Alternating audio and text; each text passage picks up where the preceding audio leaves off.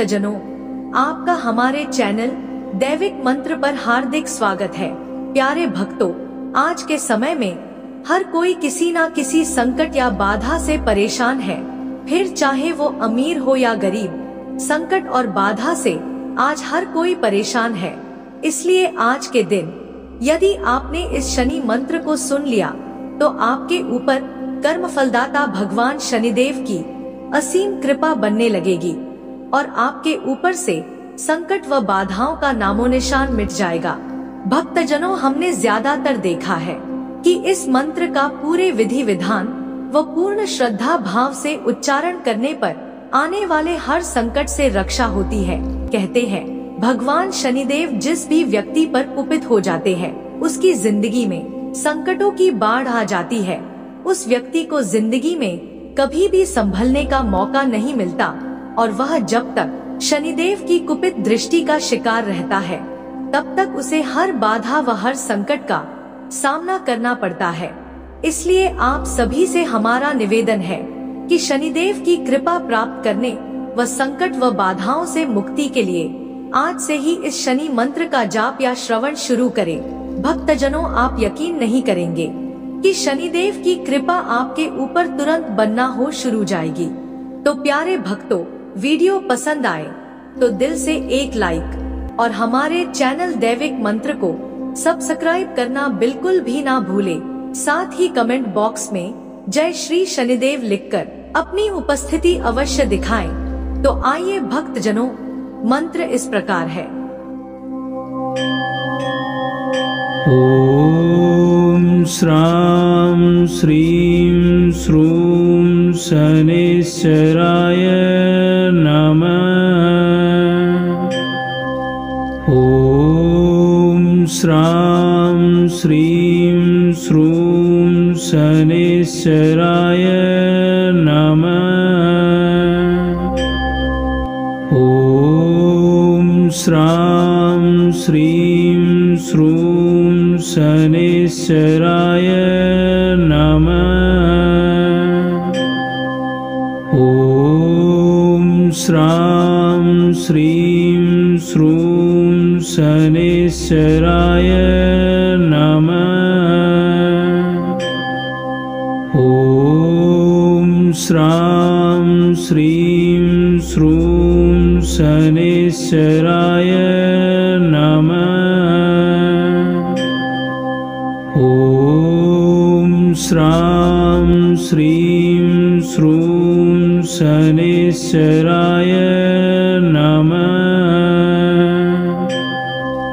ओम श्रां श्रीं श्रूं शनिश्चराय नमः। ओम श्रां श्रीं श्रूं शनिश्चराय नमः। ओम श्रां श्रीं श्रूं शनिश्चराय नमः। ओम श्रां श्रीं श्रूं शनिश्चराय नमः।